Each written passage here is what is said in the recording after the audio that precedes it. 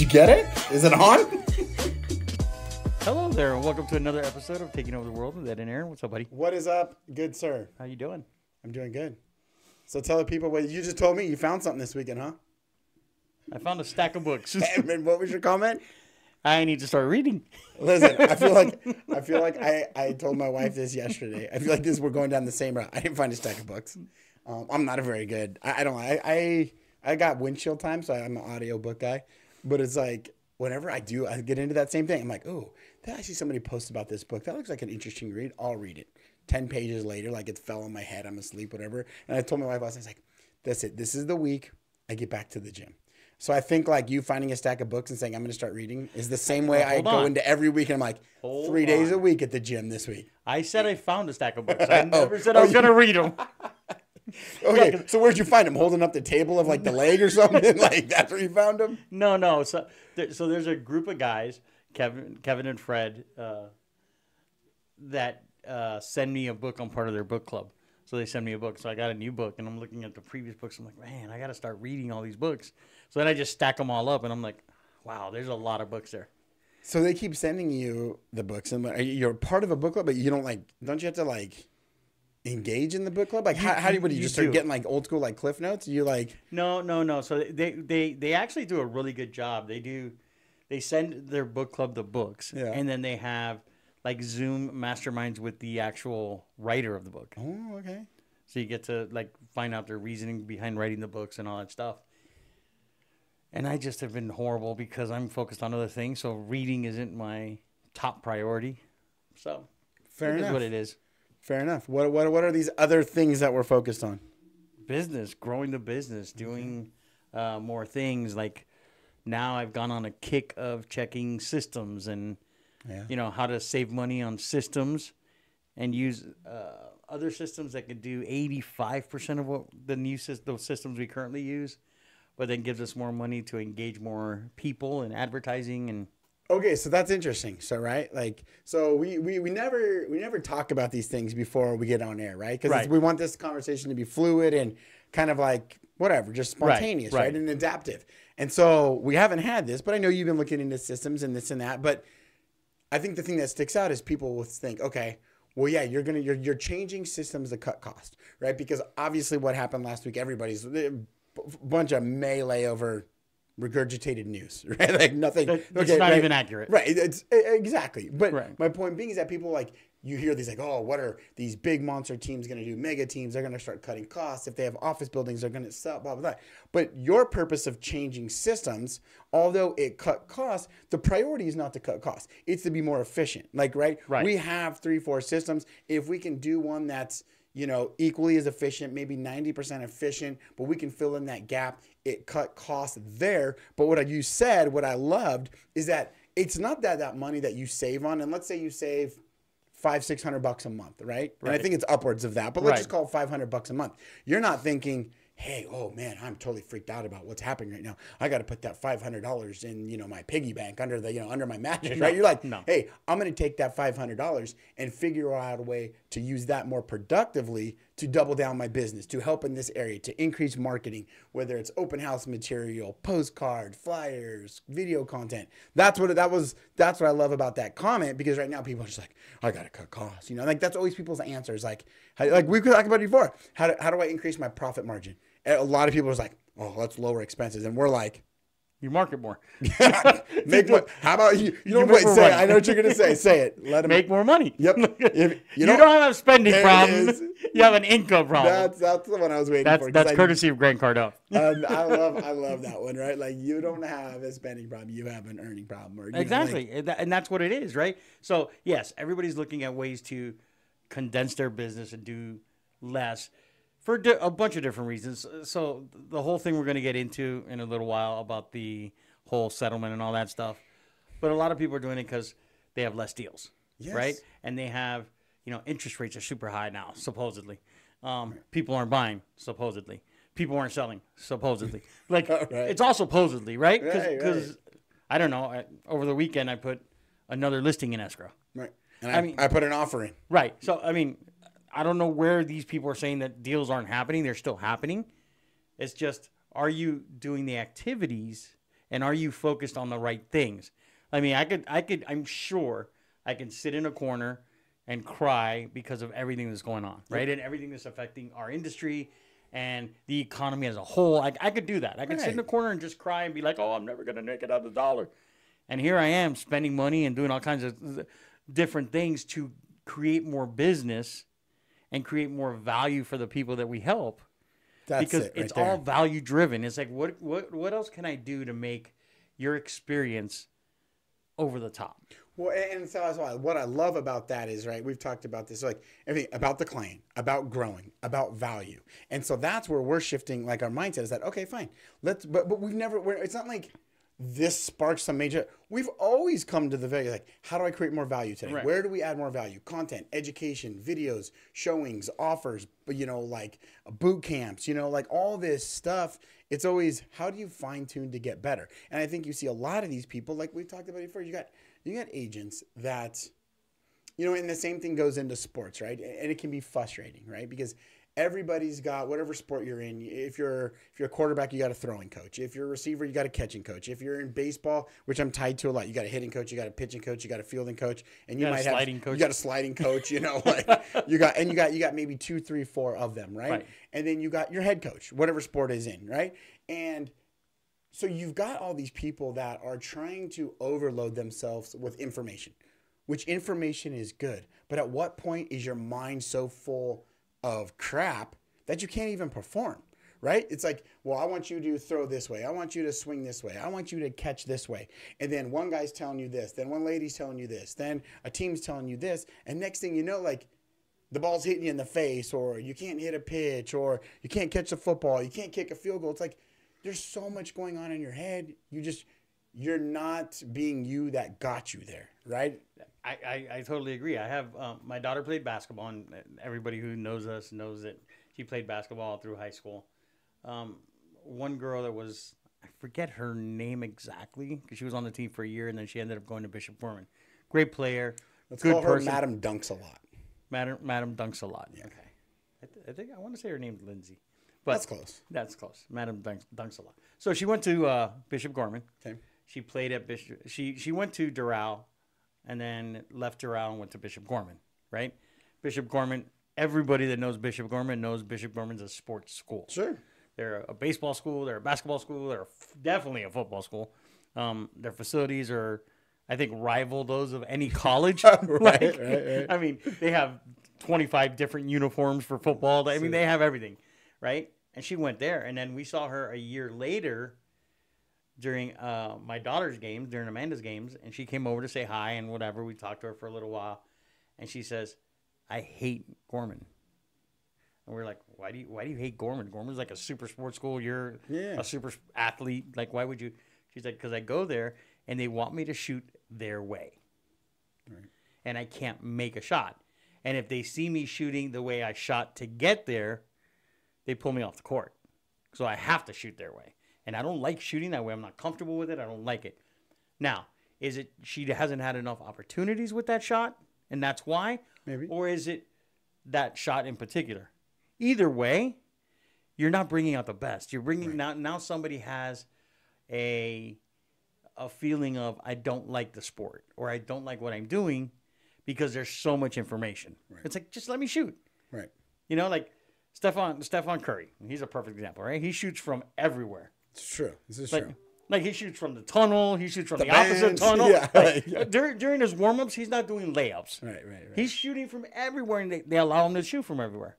Nobody goes out there and they don't go out there and say, oh, go practice your three-pointers. No, let the guy do what he wants. Right. Obviously, he's a proven professional. He knows what he's doing. Let him do it. Right. He feels comfortable. He feels relaxed. But I think, to your point, like your kids, I'm sure your kids all have batting practice coaches and hitting coaches and sliding coaches and no, you're looking at them, and and not to say we haven't dabbled, like I've used one or two in the past, but I don't know, like maybe it was the way that I was brought up, and it's not to say that my way's right. I'm all about, like, at the end of the day, it's results, right? Like that's what my dad used to always tell me. He's like, ROA or ROM, right? Results instead of ROI, ROM. Results only matter, right? And so there's times like like even this weekend, like our boys, like They went out, they worked, but we didn't get the results we wanted on Saturday. Sunday, we bounced back hard and played really, really good baseball. And so I was proud of them. But, you know, I think there's sometimes that we have too much in our kids' brains, too much in our brains as adults, right? And so, like with my kids, you know, I keep it simple, and that's not everybody's approach. And you know, not all of us have the same skill set. Like I have great friends that, you know, have work in different industries, and you know, maybe they can't get off to go to their kids' sports games or whatever. It's not that they don't want to; they don't love their kids. It's like, man, I got to put food on the table, and this is what my job requires me to do. I think I've just been very fortunate to be able to be around the game of baseball as long as I have, and played at, you know, a level beyond high school. There's definitely smarter people than me out there on the subject. Like, I'll be the first to admit that. But it's like, you know, like I try to instill in the kids and in my kids, like, listen, I can get you to a point where you can play at the next level. I promise you that. If you buy in, you listen, and be coachable, I can help get you to the next level. I love that, though. Coachable, right? And that's the thing, and that's what we saw. I even saw that some out of the kids this weekend. They weren't coachable, right? You know, my son, I'll throw him under the bus. Offensively, stud on the weekend, right? He came through clutch, big hits. I think defensively, he was atrocious, right? Like, and he knew it. He didn't complain when I had to move him out of a position. I had to bounce him around a couple times. I even defensively sat him for a few innings in the second game, because it was what was right for the team, right? But he never once got mad at me. I never once got mad at him. He never once pouted. He complained. He knew. And yesterday and that was the Saturday night on our way home was the quietest our car ride has ever been. I was disappointed, you know, for the kids because we didn't play as well as we could. And we just had two bad innings. Each game, fourth inning, each time. Take that out, we win both games, right? Like, story of everybody's life, right? I was disappointed for the families, you know, the parents that work hard and want to see us perform. They know how well their kids can play. And so, you know, it was just a bad night for me in general. Like, I wear that. Like, I'm emotional. You know how my emotions go. Like, that stuff, that sits with me. And so, like, I mean, we had a 35-minute drive home, or 30 minutes from, like, BLD, but Big League Dreams home. And I don't think we said one word. And that's, like, the quietest we've ever been. And he went straight to bed. I did my thing. But on the way home Sunday, you know, after we won our first game, we beat a good local team, really good game. Boys battled back and forth, super clean, super proud. Then we had a game break, which always kills us. Then we lost to a good team out of California, and these guys they're good. We lost by one run in the bottom of this last inning, right? But he finally goes, he goes, I did some good things this weekend, but I got a lot of work to do on this area. And so I think that's where, you know, how everything has changed is that you don't try to take people out of their game, just like agents. We can't take them in and make them monster agents if our skills, if our ethics, our morals and stuff don't align to start with. Right. And I think that the problem is you need to find a team that you align with, right? A team that's going to let you do what you do best, and a team that supports you, right? And we're all not going to be perfect all the time. They're all going to be mistakes, but we learn from them, and that's in business too, right? We join a team, or we're part of a team that's going to help us.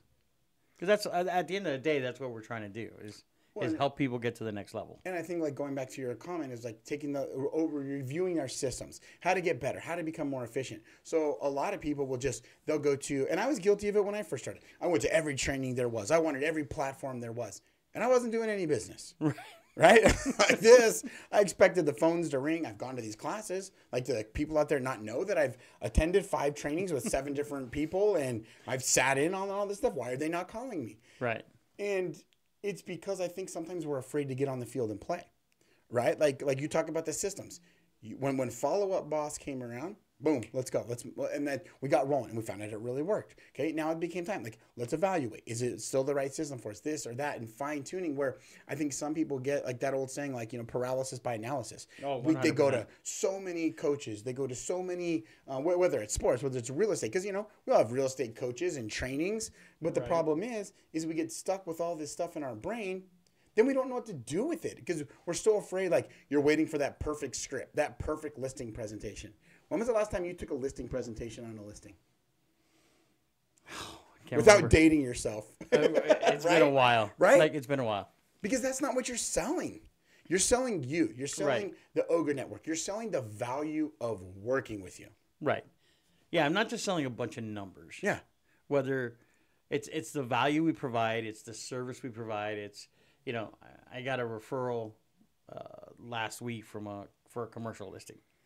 And there's some tenant improvements for the tenant to sign a 10-year lease, and then they're going to sell the building. And they said, hey, can you look at this? Yeah.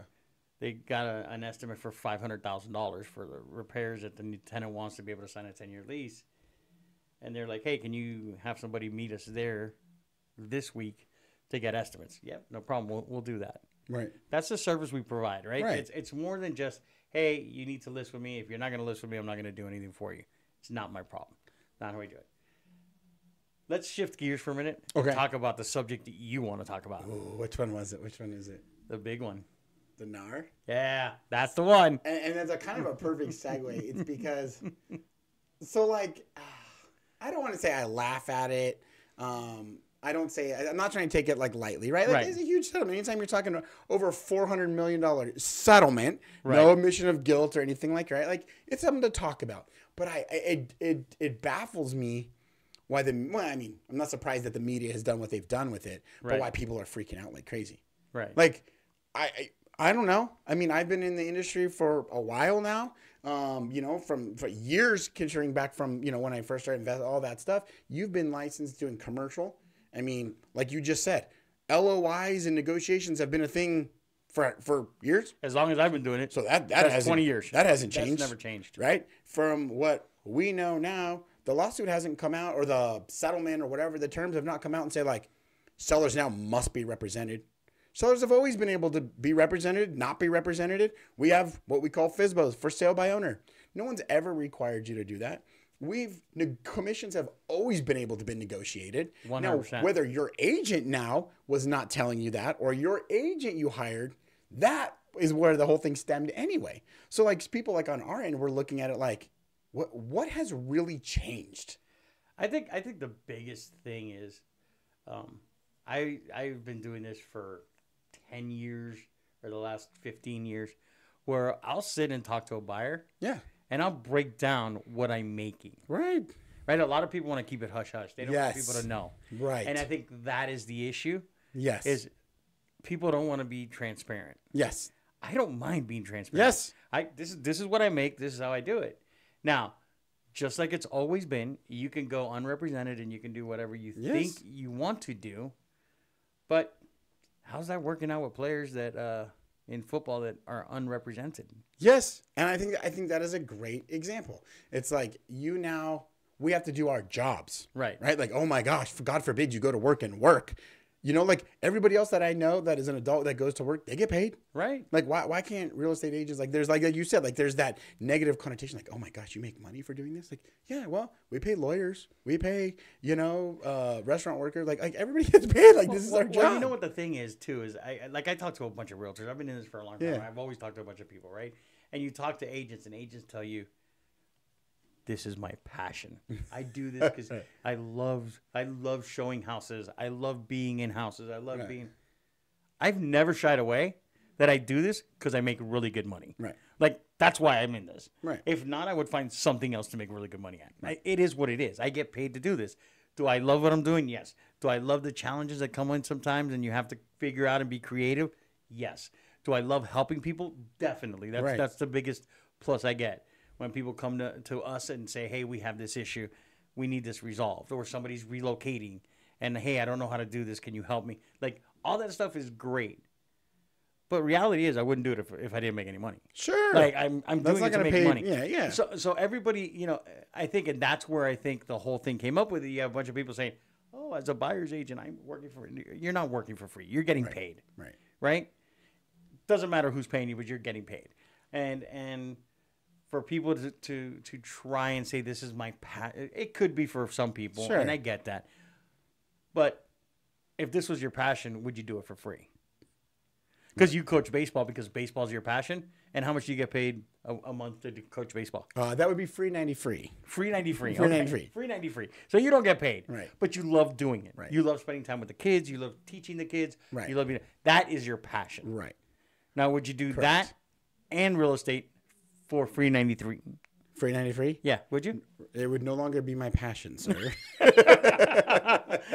That's what I'm getting at, right? Right. I'm sure Kirk Cousins, and if you saw the recent signing he had. Oh, that's all. Let's talk about that. I know you kind of teed that one up a minute ago, but to your point, we had this conversation, but we always talk. We love talking sports because there are so many things that overlap and so many people understand sports. And I mean, you started rattling off stats. How many Super Bowls has he won? 0. Like division championships has he won? Division, I don't know, but NFC championships, 0. Championships, right? Conference championships, whatever, right? Playoff wins, 1. Okay, 1. 1 in the last 10 years or something. Right? So you take a guy like that who obviously has a skill set. He has something that people value. And in our industry, a seller has a home, a buyer needs a home, right? They both have needs that need to be filled. Right. Kirk Cousins needs, he has a value and he needs to be able to get paid to use it, right? Correct. So what does he do? He has 2 options. Just like anybody else selling their home or buying their home, he can be like, cool. I'm going to call up all 32 teams, set a meeting, and go and just try to sell myself, just like a for sale by owner would be, or a buyer can go represent themselves. That has never changed. You can do it in football. You can do it in real estate. In anything. But Kirk Cousins decides, okay, wait a minute. Now looking at my resume, I'm good in the locker room. I'm a good leader. I can get people, like he's going to put Atlanta probably on the map and make him competitive. Right. He has a valuable skill set. But he says, what is my skill? My skill set is being that quarterback and all those things. My skill set is not going in to sit with a GM or a team owner to negotiate my worth. Right. He might have an idea of what his worth is, but he's gone out and hired a professional and says, yes, I'm going to pay for your service, Mr. Sports Agent Ed. In return, I expect you to negotiate a large deal for me, right? And so what does the agent do? $180 million for 4 years. So $45 million a year. I'm pretty sure that Kirk Cousins is sitting back right now going, probably a good decision I decided to go with this guy, because I'm not sure I could have walked into 32 GM rooms and been like, I would like 4 years, $180 million, and here's my resume. That's not he performs on the field. Agents like us, sports agents like that, they perform in different levels. And so now this connotation where media has spun is like, oh, you don't need a buyer's agent. You can do it. Like, you've always been able to do it. But people elect to hire professionals that bring value, like that word that you talked about before. Now, what are we going to see? How maybe the biggest change here is you're going to see all your weekend warriors. See you later. Right. The people that were doing it for their passion on the weekend.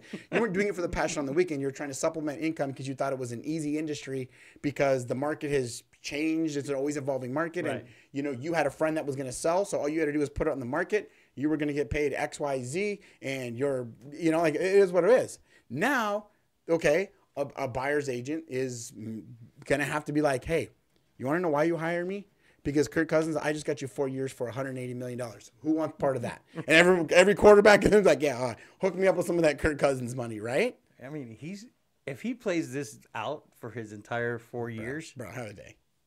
Dude, he's $400 million he's made playing football. And has not won a Super Bowl. That is insane, dude. That is an insane amount of money. Props to him. Yeah. Super props to his agent. Right. But he's shown his value. It's a house, right? You go see a house and you're like, oh, wow, this is a really nice house. Then the listing agent's job is to say, okay, well, this is what I think it's worth. And our job is to negotiate it down and provide value to our clients and say, hey, we got this for you. Right. We were able to negotiate this, right? Or maybe it's not getting it for cheaper. Maybe it's out negotiating 5 other offers on the property. Well, maybe it's something else. It's not necessarily the price all the time, but hey, if I dwindle it down to one house and I can negotiate this house, because that's what his agent did. Right. Hey, instead of going to 32 teams, how about we go to Atlanta? Mm-hmm. And we're just going to focus on Atlanta. And we're going to get what we need. He tested the market. His agent almost put him in coming soon status, like we do in real estate, right? He got about 4 or 5 teams interested, and then he's like, let me focus on one. Yes. And let me get you what you want. Yes. Like, that's what they do. So whether it's a sports agent, whether it's a real estate agent, whether it's a salesperson doing another job, there's a reason why they do it. Well, and to your point, I love the fact that you brought up like price, right? Like people always think like, oh, my agent saved me this on price. Okay, but what did that do?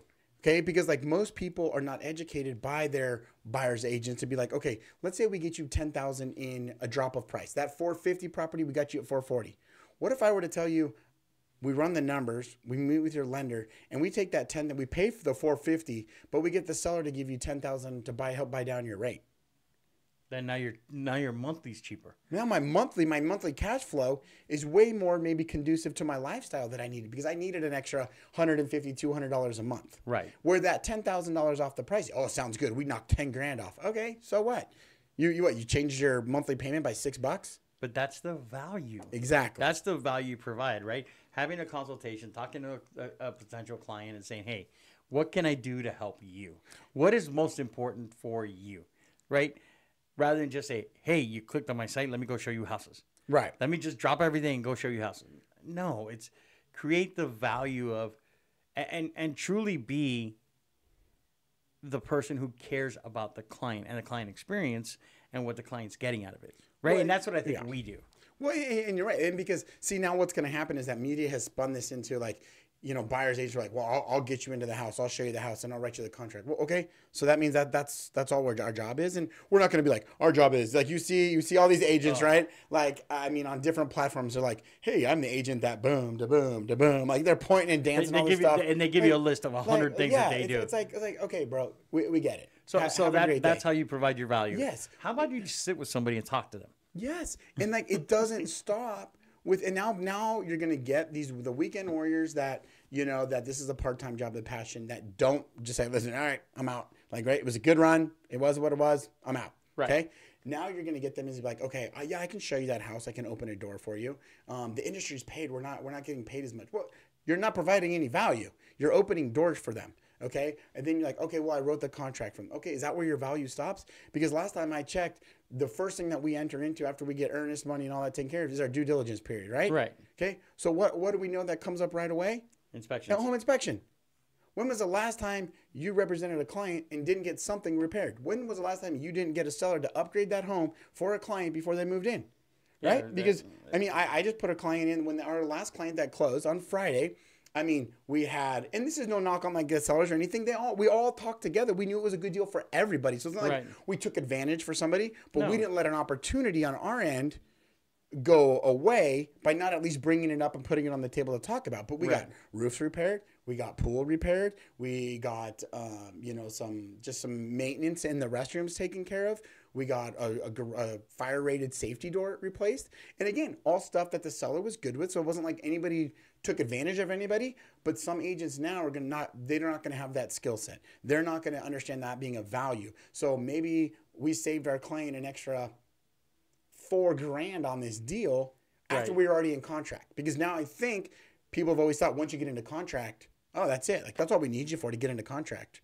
That's what media is portraying it, or that's what some of these buyers are going to say. I'll get you into contract. But what happens in that other process? What happens when the appraisal doesn't meet? You want to go back to the table and negotiate that? Right. I don't think Kirk Cousin wants to go back after OTAs and be like, hey, I need to, renegotiate a little bit, right? Like that's why you have a professional that brings value to continue through your entire transaction. Correct. And you need to have them be able to bring value, show value, and always know that they're looking out for your best interest, right? Because everybody has their best interest, right? The owner of the team has the general manager, which is looking out for their best interest. Sure. And Kirk Cousins has his agent looking out for his best interest. Right. And it's their job to get together and work it out. Yes. Our job with a listing agent is work it out so that my client has a good deal, your client has a good deal, and we all agree that everybody gets what they want. Yes. It's a win-win for everybody. Yes. And at no point in that whole process does a general manager and agent go to each other and be like, hey, I know you're getting paid, but what if we don't pay you? Right. Hey, how about if we give Kirk Cousins a little less money not to pay you? Are you good with that? No. What if the deals the on Kurt's side? What if he says, what if we get a little more than 180, but you GM don't get paid this year? That's not a thing. Right. That's not a thing. But they both go to the table, both knowing they're going to get paid, both knowing that they're each representing their side as a whole, and they're doing what they need to do. And I think that's the thing, is everybody needs to get off of this whole narrative of what's going on and just be like, hey, we need to provide value. Right. Say, and you could go down the extreme example, right? If, God forbid, you find yourself in a legal matter where you need to be proven innocent, are you choosing to go represent yourself? No. Or are you hiring and willing to pay somebody to go represent you because they bring value and can make it a win-win for you, right?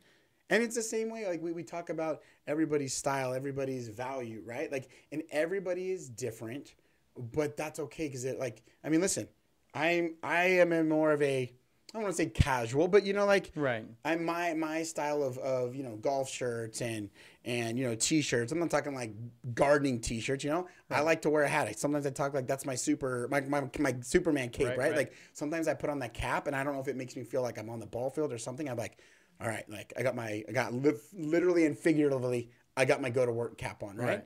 You sometimes hey, listen, I like the suit. You're not afraid to put on a suit and a jacket, get that tie working, get that tie clip working. You look at this, the color coordination. Listen, I'm not bad on my color coordination, but 2 different styles, 2 different ways sometimes we go about things, but they each work for us. And behind the scenes, morally, ethically, we're very much aligned, even though I don't wear a tie.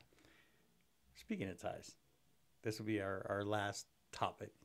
What's I'd like that people slide into my DMs when I wear a tie. They'd like to tell you about your fashion sense. Who's sliding into your DMs about a tie? Your mom. Bro, I don't know where you're going with this, but if you want to turn taking over the world into a UFC match, I mean, I ain't afraid to. Hey, listen, we talk about value. I ain't afraid to throw you in a headlock, bro. No, it's funny because last time we did the podcast. Well, to you it might be, but right now you got some, just like I Love Lucy, you got some splaining to do. Yeah, I'm gonna do splaining. So last time we did the podcast, I wore a tie. Your mom just sent me a message. It was like, on the clip that we posted on a reel or something. It said, "Wow, Ed in a tie," because she had never seen me in a tie before, or I don't wear them often enough. So I just thought it was funny because you and I had talked about it, how you said your dad wore ties all the time. Yep. So she probably thought, oh, you know what? It looks more professional. He's wearing a tie, blah, blah. But I just thought it was funny. Yeah, so. I'm glad you thought it was funny. But yes, to each their own. That was my dad. My dad was, I'm going to shave every day, with the razor. There's no electric razors going on. It was shave every day, do your hair every day. If it was a work day, it was a suit, it was a tie. If it was just even like a random like recreational day or like sports day or taking us like hair's still done, shaving still done, and so yeah, it's funny. Everybody has their own style. So that was it. It was nothing out of this world. It was just that. Next week it's taking over the world with Aaron. Ed will be on a sabbatical. All right, buddy. Let's go figure out how to provide value to people. Let's continue that.